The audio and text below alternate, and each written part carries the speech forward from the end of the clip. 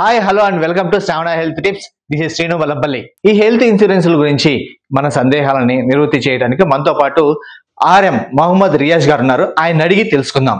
నమస్కారం అండి, నా పేరు మొహమ్మద్ రియాజుద్దీన్. నేను గత కొన్ని సంవత్సరాలుగా ఇన్సూరెన్స్ ఇండస్ట్రీలో పనిచేస్తున్నాను. కంపెనీ గ్రూప్ ఇన్సూరెన్స్ ఇచ్చారు సార్.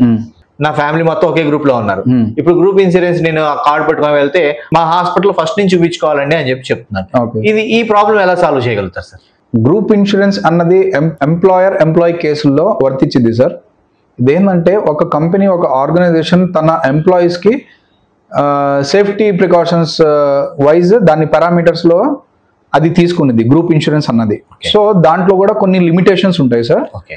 కొంతమంది కంపెనీ టు కంపెనీ ఎకైనా ఎంప్లాయర్ వాళ్ళ దీన్ని బట్టి వాళ్ళు డిజైన్ చేసుకుని ఉంటారు. చాలా మంది కొంతమంది 2 lakhs ఇస్తారు, కొంతమంది 5 lakhs ఇస్తారు. గ్రేడింగ్ వైజ్ ఉంటాయి. సో చాలా డిఫరెన్సెస్ ఉన్నాయి దీంట్లో. సో నేను పర్సనల్గా సజెస్ట్ చేసేది ఏంటంటే కస్టమర్స్కి, మీరు కంపెనీ పాలసీ ఉంది అనేసి మీరు ఏమీ అంతగా నా కంపెనీ పాలసీ ఉందిలే అన్నది మీరు పొంగిపోవాల్సిన అవసరం లేదు. ఎందుకంటే దానికి లిమిటేషన్స్ ఉంటాయి. అది కాకుండా అది అన్నిటికీ వర్తించదు. అది గ్రూప్ ఇన్సూరెన్స్ అన్నది అంటే అన్ని హాస్పిటల్స్ లోనూ తీసుకోరు.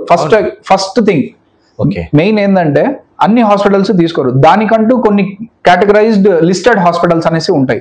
సో వాటిల్లో మాత్రమే మీరు వెళ్ళగలరు, వాటిల్లో మాత్రమే తీసుకోగలరు. అది 100% అంటే మేబీ అవ్వచ్చు, అవ్వకపోవచ్చు. Again company to company employer cases లో అది డిఫర్ అయింది. మళ్ళీ కొంతమంది మీరు ట్రీట్మెంట్ చేయించుకోండి, రీఎంబర్స్మెంట్ చేస్తామనేసి అంటారు కంపెనీ వాళ్ళు.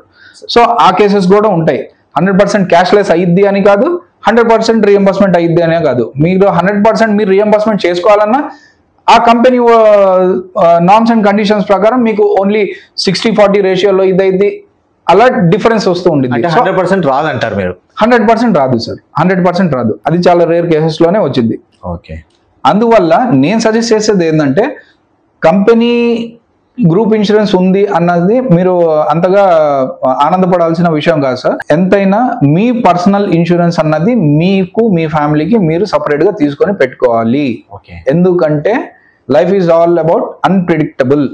It is very unpredictable. ఎప్పుడు ఏమైంది అన్నది మనం చెప్పలేము, అది మన చేతుల్లో లేదు. ఫస్ట్ ఆఫ్ ఆల్ సార్, ఈ హెల్త్ ఇన్సూరెన్స్ ప్రీమియం అనేది మనం ఇన్కమ్ ట్యాక్స్ రిటర్న్స్ లో ఫైల్ చేసుకోవచ్చా? Yes sir, 100%. మీరు ఈ హెల్త్ ఇన్సూరెన్స్ ఏదైతే ఉందో మీరు మీ ఇన్కమ్ ట్యాక్స్ దాంట్లో మీరు క్లెయిమ్ చేసుకోవచ్చు. దాంట్లో చూపించుకోవచ్చు మీరు ఆ ఇన్కమ్ ట్యాక్స్ దాంట్లో. సో వాళ్ళు ఏం చేస్తారంటే మీరు ఈ హెల్త్ ఇన్సూరెన్స్ మీరు తీసుకున్నది వాళ్ళు ట్రాక్ చేసి దాన్ని మీరు క్లెయిమ్ చేసుకుంటే మీకు ఇచ్చేస్తారు సార్. మీ అమౌంట్ మీకు రిఫండ్ చేస్తారు. దాని రిలేటెడ్ 100% ఇస్తారా సార్, లేకపోతే ఎంత ఇస్తారు సార్ దాంట్లో? అగైన్ సార్ అది కంపెనీ టు కంపెనీ డిఫర్ అయింది సార్. అది ఇన్సూరెన్స్ కంపెనీస్ లో జరిగే మోసాల గురించి మీకు తెలిసిన దాంట్లో ఎప్పుడైనా జరిగినాయి సార్? మోసాలు అంటే మీరు ఇండైరెక్ట్ గా ఏం అడగలేదు, డైరెక్ట్ గానే అడిగారు కాబట్టి నేను స్ట్రైట్ ఫార్వర్డ్ డైరెక్ట్ గా చెప్తున్నాను సార్. మోసాలు అంటే ఏం లేదు సార్. మెయిన్ ఏంటంటే కస్టమర్స్ వాళ్ళ మెయిన్ ఆలోచన ఏముంటుందంటే మాకు క్లెయిమ్ రాలేదు, అందువల్ల మమ్మల్ని కంపెనీ మోసం చేసింది అన్నదే ఉండిద్ది సార్ వాళ్ళ మైండ్ లో. ఖచ్చితంగా తీసుకునేటప్పుడే మీరు జాగ్రత్త వహించి A to Z మీరు ఇన్ఫర్మేషన్ తీసుకొని మీరు తీసుకోవాలి. ఎందుకంటే మీరు లలిత జ్యువెలరీ యాడ్ చూసే ఉంటారు సార్, ఎవరికి డబ్బులు ఊరికనే రావు అనేసి. సో అలాగే మీ డబ్బులు మీరు కష్టాజీతం మీరు పే చేస్తున్నారు, మీకు డబ్బులు ఊరికనే రాలేదు. సో అందువల్ల తీసుకొని ఆలోచించి తీసుకోండి.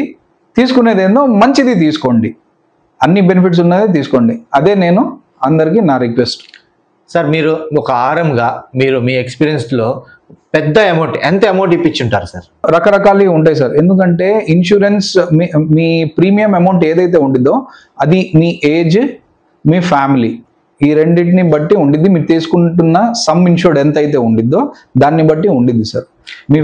ఇప్పుడు నేను చెప్పాను కదా, కొన్ని పాలసీస్లో ఓన్లీ 2 adults 2 children తీసుకుంటారు, కొన్ని పాలసీస్లో 2 adults 3 children తీసుకుంటారు. సో అలాగా కంపెనీ టు కంపెనీ డిఫర్ అయ్యిద్ది అది.